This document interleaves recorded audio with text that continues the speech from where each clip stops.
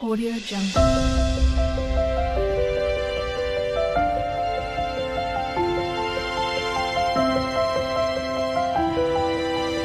Audio Jungle. అందువల్ల అది సుమారుగా 50 అయితే ఇది ఒక 51 అని మనం రాసుకోవచ్చు. 57 మీకు పుస్తకం ఇచ్చాను కాబట్టి ఆ పుస్తకాన్ని ఫాలో అవ్వండి. పుస్తకంలో సవివరంగా చాలా విషయాలు చెప్పడం జరుగుతూ ఉంటుంది.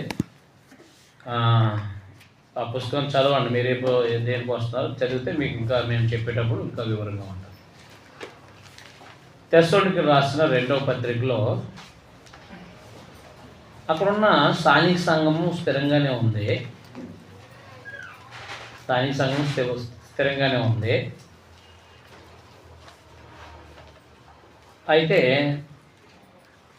వారందరూ కూడా వారి ప్రేమ విస్తరిస్తుంది అన్నట్టుగా మనకు మొదటి అధ్యాయము 3వ వచనంలో అపోస్తలుడైన పౌలు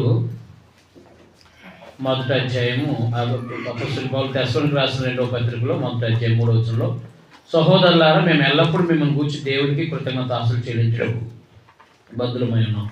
ఇది యుక్తమే. ఏదైనా మీ విశ్వాసం బహుగా అభివృద్ధి పొందుతున్నది. మీ అందరిలో ప్రతి వారు ఎదుటి వాని చూపే ప్రేమ విస్తరిస్తుంది. సరే, విశ్వాసం అభివృద్ధి అవుతుంది అంటండి. విశ్వాసం ఏమవుతుంది? విశ్వాసం అభివృద్ధి అవుతే పని ఎక్కువ ఉంటుందండి. అదేనా? ఎందుకంటే విశ్వాసము ప్లస్ క్రియలు. కాబట్టి విశ్వాసము ఎక్కువ అవుతూ ఉంటే ప్రేమ కూడా ఎక్కువ అవుతుంది. అదే చెప్పాడు అక్కడ. మీ అందరిలో ప్రతి వాడును ఎదుటివాణిలో చూపే ప్రేమ విస్తరిస్తుంది అన్నాడు. అంటే తెస్సలోనికీయులకు రాసిన మొదటి పత్రిక రాసే సమయానికి వారు శ్రమల్లో ఉన్నారు. వాళ్ళని బలపరచడానికి రాశారు ఆయన. అయితే వాళ్ళు అప్పుడు కూడా ప్రేమ చూపిస్తూనే ఉన్నారు. వాళ్ళ ప్రేమ చూపిస్తున్నారు. వాళ్ళ ప్రేమని చూపిస్తున్నారు. ఆ ప్రేమలో వర్ధిల్లాలని మాత్రమే అక్కడ చెప్పడం జరిగింది. 4వ అధ్యాయము తెస్సలోనికీయులకు రాసిన మొదటి పత్రిక 4వ అధ్యాయము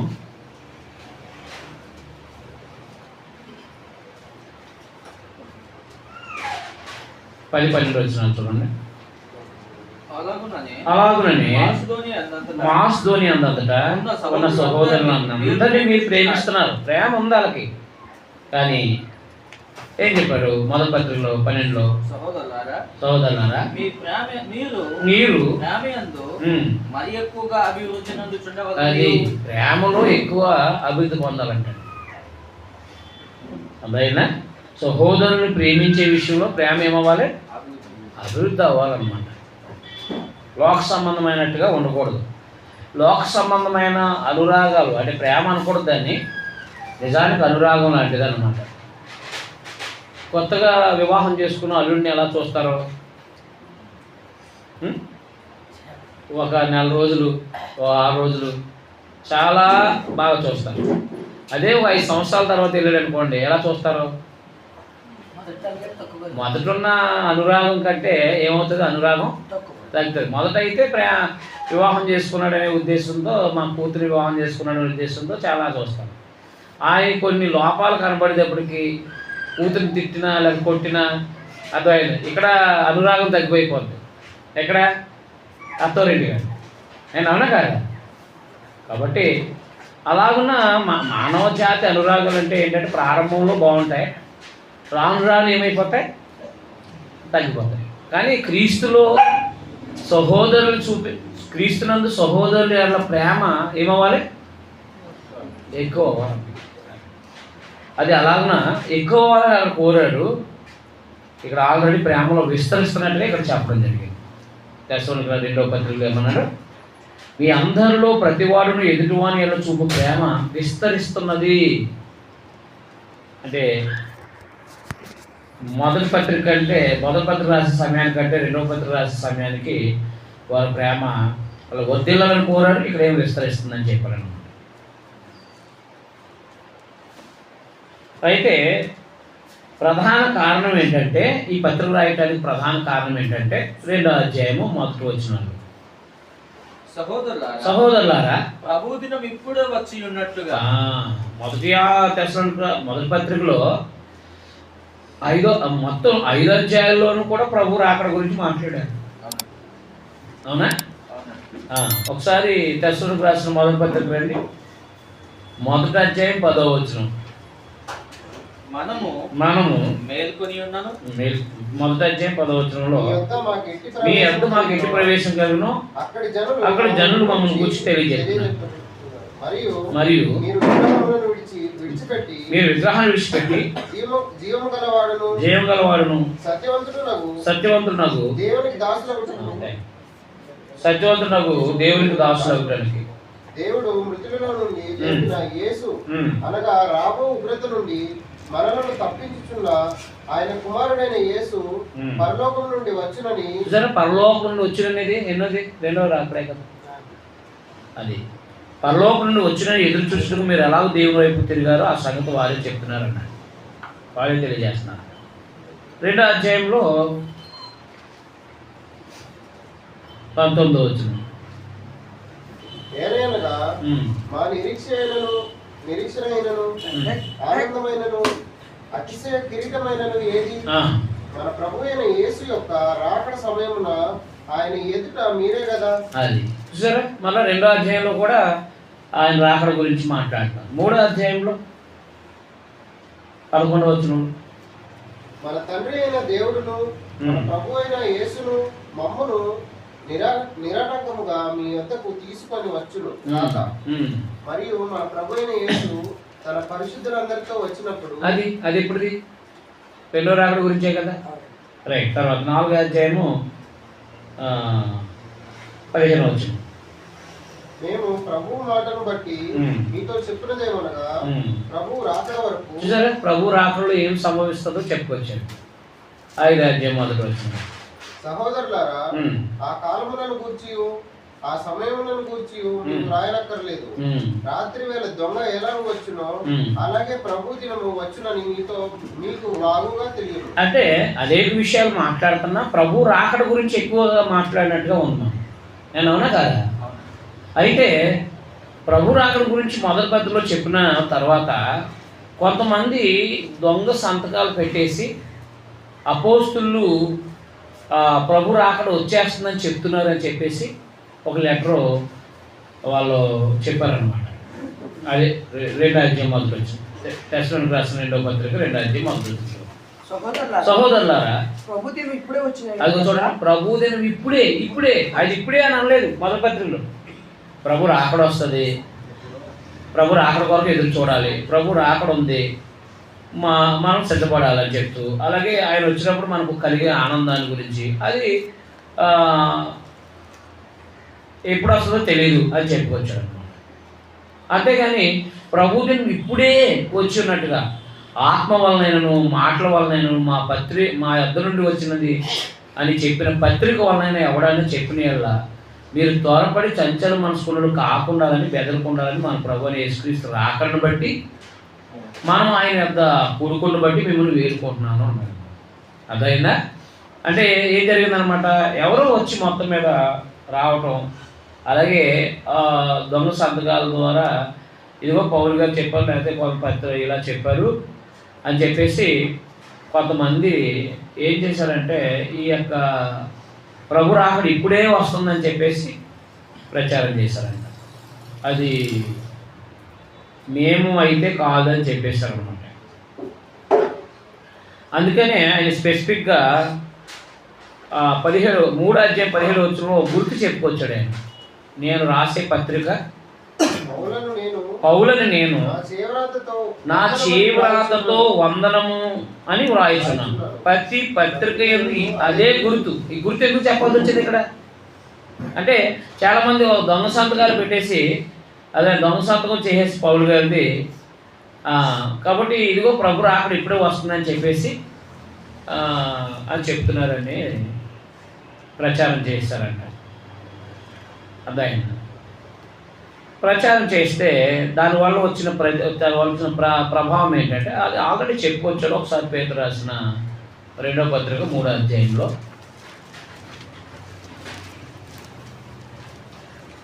పేతురు రాసిన 2వ పత్రిక 3వ అధ్యాయంలో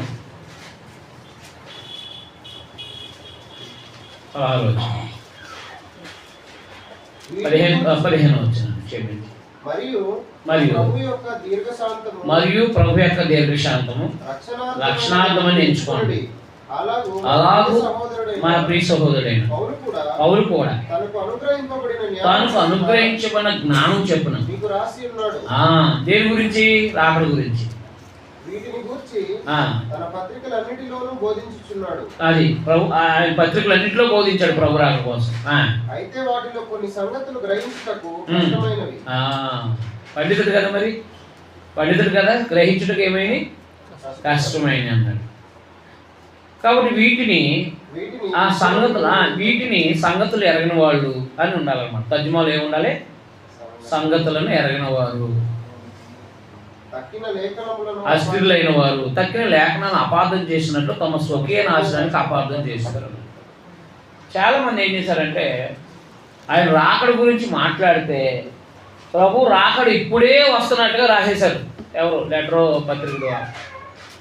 అందుకని ఏమన్నాడంటే ఆయన ఖచ్చితంగా ఈ యొక్క పత్రికలో, తెస్సలోనికీయులకు రాసిన 2వ పత్రికలో ఖచ్చితంగా స్థానిక సంఘాలకి ఇలా చెప్పారు ఆయన. 2:15లో మేమేం చెప్తామో అదే అనుసరించండి అని చెప్పేశారు. 15 వచ్చిన చూడండి. కాబట్టి సహోదరులారా, అది నిలకడగా ఉండి మా నోటి మాటల వలనైనను మా పత్రిక వలనైనా మీకు బోధింపబడిన విధులను అంతే. కాబట్టి సహోదరులు నిలకడగా ఉండి మా నోటి మాటలు మా పత్రిక అంతే. మా నోటి మాటలు మా పత్రిక. ఎందుకంటే వాళ్ళు పరిశుద్ధాత్మ ద్వారా వాళ్ళు చెప్పారు కాబట్టి అపోస్తలులు మా నోటి మాటలు మా పత్రికలు అన్నాడు అంతే అన్నమాట. మా నోటి మాటలు మా పత్రికలు అని చెప్పేసి చెప్పడం జరిగింది. విధులను చేపట్టండి అంతే. కారణం ఏంటంటే ప్రభు రాకడ వచ్చేసిందని చెప్పినప్పుడు ఏం చేశారు? వీళ్ళు కొంతమంది పని పాట లేకుండా తిరుగుతున్నారండి. చూడండి ప్రభావం, చూడండి అబద్ధపాల ప్రభావం 3:11. మీలో కొందరు ఏ పని చేయక, చూసారా, మీలో కొందరు ఏ పని చేయక పరుల జోలికి పోవచ్చు అక్రమంగా నడుచుకుని వినుచున్నాము. ఎందుకు జరిగింది అలాగా? అబద్ధపాల ప్రభావమే కదా అది. ఇక ప్రభు రాకడ వచ్చేస్తే పనులెందుకు? ప్రభు రాకడ వచ్చేస్తే పనులెందుకు? ఒక ఫాదర్ ఒకడు అలాగే అన్నాడంటండి. ఒకసారి ప్రభు రాకడ వచ్చేస్తుంది, నాతో చెప్పాడు దేవుడు, నాతో మాట్లాడాడు అని చెప్తే అందరూ పాపం కోళ్ళుని అన్నీ కోసేసుకొని తినేశారంట. మీకు అర్థమైందా? మొత్తం ఏమున్నాయి అవన్నీ తినేసి చాలా మటుకి వాటిని అసలు ఎందుకు మాకు ఆస్తి అని చెప్పేసి వదిలేశారంట చాలామంది. ఎంత చూసినా రాకడ రావట్లేదండి. అయిపోపు అని మారెత్తుకున్నారంట. చూసారా, చాలామంది ఆనాడే కాదు ఈ కొద్ది కాలంలో కూడా 2012లో అంతమైపోతాను వీళ్ళు. దానికేమో పాస్టర్ సపోర్టు. అవునా? అయిపోవచ్చు, ఇదిగో ప్రభు రాకడ ఉందని చెప్పేసి ఇలాగ జనాలని ఏం చేశారంటే కలవరపడుతున్నారు ప్రారంభం నుంచి కూడా. అందువల్ల ఈ ప్రభు రాకడ వచ్చేస్తుందండి, ఎవరు పనికి వెళ్తారు? రేపు ప్రభు రాకడ వస్తుందండి, ఎవరైనా పనికి వెళ్ళేది? లేకపోతే రేపు ఆదివారం వచ్చేస్తున్నారంటే ప్రభు అని చెప్పారనుకోండి, ఈ వారాలు అందరూ ఏం చేస్తారు? ఎంజాయ్. ఏది ఉన్నాయన్ని తినేసి, డబ్బులు ఉన్నాయన్ని ఖర్చు పెట్టేసి ఏమీ లేకుండా చేసేసుకుంటారు అన్నమాట. ఆదివారం ప్రభు రాకపోతే అర్థమైందా? అందువల్ల ఆనాడు అంటే అబద్ధ బోధలు ఏం చేస్తాయంటే జీవితం మీద ప్రభావం చూపిస్తాయి. జ్యోతి గుర్తుపెట్టుకోండి. అదైనా లోకంలో అబద్ధ బోధలు ఏం చేస్తున్నాయి? ఒక వ్యక్తి యొక్క ఆత్మీయ జీవితం క్షేమాభివృద్ధి పొందకుండా నిలిపివేయటానికి, అంటే ఆగిపోవడానికి, ఆత్మీయ ఎదుగుదల ఆఫ్ చేయడానికి ఈ అబద్ధ బోధలు ఎంతో అర్థమైంది. ఆత్మీయ జీవితం అభివృద్ధి అవ్వకుండా ఆఫ్ చేయడానికి ఎంతో తోడ్పడుతూ ఉంటాయి అబద్ధ బోధలు. అర్థమైంది. ఒకనాడు ఒక ఆయన ఏం చెప్పాడంటే ప్రతిరోజు ఆరాధన అన్నాడు. ఆదివారం నాకు కొట్టేసేవారు వీళ్ళు. ఏమన్నాడు? ప్రతిరోజు ఆరాధన అన్నాడు. సువార్త చేయడమే ఆరాధన అన్నాడు. సువార్త చేయడమే ఆరాధన అయితే సమాజం కూటం మానేశారు. చూసారా అబద్ధ బోధ ప్రభావం ఎలా ఉందో? అక్కడే ఇబ్రీ పత్రిక 10వ అధ్యాయంలో సమాజంగా కూడట మానొద్దన్నాడు కదా. ప్రతి ఆదివారం నాడు కూడి ప్రభు త్యాగాన్ని జ్ఞాపకం చేసుకోమన్నాడు కదా. చూసారా, సువార్తే ఆరాధన అని చెప్పేటప్పటికి అబద్ధ బోధ ఏం చేసింది? అబద్ధ బోధ ప్రభావం చూపింది. చాలామంది ఆదివారం నాడు మానేసి పనిలోకి వెళ్ళిపోయేవారు. పనికి వెళ్ళిపోతే ఏమయ్యా నువ్వు క్రైస్తవుడు కదా ఎందుకయ్యా ఎలాగ వెళ్ళావంటే, అదే ఆదివారం ఏం కాదండి, ఏ రోజైనా స్వార్థ చెప్పితే అదే ఆరాధన అంటే మొదలెట్టేసి చెడిపోయారు, పాడైపోయారు, చెడిపోయారు కూడా. అర్థమైందా? సువార్త ఒకటే, సువార్త. ఒక ఆయన నన్ను అడుగుతున్నాడు ప్రశ్న, ఏంటంటే సువార్త చెప్తే పరలోకం వెళ్ళిపోతాం కదా అంటున్నాడు. మరి ఇప్పుడు దేవుని స్వభావం సాధించొద్దా? దేవుని గుణాల్లో, దేవుని స్వరూపంలో, దేవుని యొక్క స్వభావంలో పాలువారు అవద్దా? యేసుక్రీస్తు కలిగిన సంపూర్ణత, సమానమైన సంపూర్ణత రావద్దా? ఎఫెసీ పత్రిక 4:11లోను, కొలసీ పత్రిక 1:28లోను. మరి ఆనాడు అపోస్తులు క్రీస్తునందు ఒకరిని సంపూర్ణంగా ఎందుకు చేయాలనుకున్నారు? క్రీస్తు స్వరూపం మీ ఎందు ఏర్పడే వరకు నాకు ప్రసవేదన కలుగుతుందని గలతీ 4:19 ఎందుకు చెప్పారు? యేసుప్రభు లాంటి గుణాలు సంపాదించాలి, యేసుప్రభు లాంటి స్వభావం సంపాదించాలన్నారు కదా. మరి యేసుప్రభు గుణాలు లేకుండా కేవలం సువార్త చెప్తే వెళ్ళిపోతే అర్థమైందా? చాలా ఈజీగా ఉంది కదండి, ఈజీగా ఉంది కదా. ప్రవర్తన మార్చుకోవడం అంటే బాధగా ఉంటుంది, కానీ మరొకటి సిలువును కూర్చుని వారు చెప్పడంలో బాధే ఉంటుంది. ఇంకా చూసారా అబద్ధ బోధలు ఎలా ప్రభావం చూపించాయో. మరికొంతమంది సెవెంత్ డే వాళ్ళు అనుకుంటా వాళ్ళు ప్రకటన కాలంలో 7వ అధ్యాయం గురించి సరైన అవగాహన లేక 144,000 మంది డిక్లేర్ అయిపోయారు. ఇంకా మీరు నమ్ముకున్న ఒకటే, నమ్ముకోలేకపోయినా ఒకటే అంట మొదలెట్టారు. అప్పుడు జీవితాలు ఏమవుతాయి? ప్రభావితం చేయబడతాయి. అంటే ఆత్మ సంబంధంగా వృద్ధి చెందడానికి ప్రభావితం అవుతాయా? అవవు కదా. అబద్ధ బోధల వల్ల చాలామంది ఆదివారం ఆరాధన మానేసిన వాళ్ళు ఉన్నారు. అబద్ధ బోధల వల్ల జీవితాలను దిద్దుకోకుండా, జీవితాలను మార్చుకోకుండా, ప్రవర్తన సరి చేసుకోకుండా ఆగిపోయిన వాళ్ళు ఉన్నారు అబద్ధ బోధల వల్ల. అర్థమైందా? అబద్ధ బోధల వల్ల దశమ భాగం అంటే దేవుడికి ఇవ్వడం కూడా మానేశారు. అలాంటి పరిస్థితులు చోటు చేసుకున్నాయన్నమాట. అందుకని అపోస్తులు బోధించారా లేదా అనేది మనం అందరం కూడా పరీక్షించాలి. ఎవరు బోధించినా, ఎవరు చెప్పినా సరే ఏమిటో చెప్పాలి. అది యేసుప్రభు చెప్పారా, అది అపోస్తులు చెప్పారా, ఎక్కడ తీయండి అని చెప్పేసి మనము చేయాలి. అపోస్తులు బోధించిన బోధ మాత్రమే మనం చేయాలి, మనం ఆచరించాలంటే. అపోస్తులు బోధకి భిన్నమైన బోధ ఏదైనా వచ్చిందనంటే అది మరొకటి కాదు, సువార్తను చెరపగోరేది. అందువల్ల దేవుని పిల్లలు గుర్తుపెట్టుకోండి. చూడండి, ఇక్కడ ప్రభు దినం ఇప్పుడే వస్తుందని చెప్పేశారు. ఇప్పుడే వస్తుందనంటే వాళ్ళు పని పాట మానిపడేశారు. కాబట్టి శ్రమలు అనుభవించడం మానేస్తారు కదా.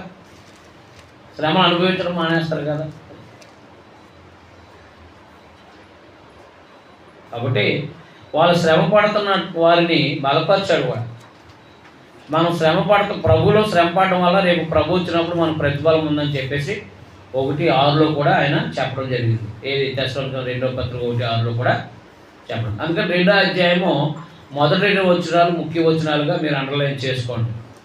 దాని ప్రభావం 3:10-11లో ఏ పని చేయకోకుండా పరుల జోలికి పోతున్నారంట. అందుకని ఏమన్నాడంటే అక్రమంగా నడుచుకునే ప్రతి సహోదరుడిని తొలగిపోమన్నాడు. 3:6లో ఏం చేశాడు? సహోదరులారా, మా వలన పొందిన బోధన ప్రకారం కాక అక్రమంగా నడుచుకుని ప్రతి సహోదరుని అద్దరి నుండి తొలగిపోవాలని మన ప్రభువుని యేసుక్రీస్తు పేరట మీకు ఆజ్ఞాపిస్తున్నాను అన్నాడు. అర్థమైందండి? సహోదరులారా, మా వలన పొందిన బోధన ప్రకారం కాక అంటే ఎవరిది? అపోస్తుల బోధ ప్రకారం కాక అక్రమంగా నడుచుకునే ప్రతి సహోదరుని అద్దరి నుండి తొలగిపోవాలని మన ప్రభువుని యేసుక్రీస్తు పేరట మీకు ఆజ్ఞాపిస్తున్నాను అన్నాడు.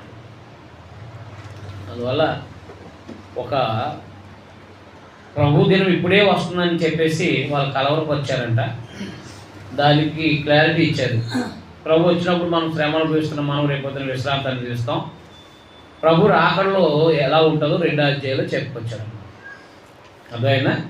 కాబట్టి ప్రభునందు వారు అనేక విషయాలు ఆత్మ సంబంధంగా వదిలేయాలని చెప్తూ అర్థమైందా? ఈ పని చేసి భోజనం చేయాలని తెలియపరచుకుంటుంది. ప్రభు ఎందుకు వచ్చారు ఈ లోకానికి కూడా తెలియపరచడం జరిగిందనమాట. కాబట్టి 3వ అధ్యాయం 3వ వచనంలో అయితే ప్రభు నమ్మదగిన వాడు, ఆయన మిమ్మల్ని స్థిరపరిచి దుష్టాత్మ నుండి కాపాడతాడు. అది చూసారా, ప్రభు నమ్మదగిన వాడు. ప్రభు ఎవరు? నమ్మదగిన వాడు. ఆయన మిమ్మల్ని స్థిరపరిచి దుష్టాత్మ నుండి కాపాడతాడు. అదే చెడుతనం నుండి ఏం చేస్తాడో కాపాడతాడు. అది మనకి ఆయన ఎందుకు విశ్వాసం కలిగి ఉన్నాం అనుకోండి, ఆయన కాపుదల ఉంటుంది అనమాట. సందేశం అంతే. అదే దుష్ట హృదయం ఉందనుకోండి, సందేశం అన్నతం ఆగిపోద్ది. గుర్తుపెట్టుకోండి, మనం ఎప్పుడు మన హృదయాన్ని శుద్ధి చేసుకుంటూ ఉండాలి. మన ఉదయాన్ని ఎప్పుడూ శుద్ధి చేసుకుంటూ ఉండడం వల్ల సందేశం మనకు అందుతూనే ఉంటుంది. మనకు తెలియాల్సిన సత్యాలు తెలుస్తూనే ఉంటాయి అన్నమాట. ఎప్పుడైతే ఉదయం చెడిపోయింది అనుకోండి, సందేశం రావటం ఆగిపోతుంది అన్నమాట. అర్థమైందా?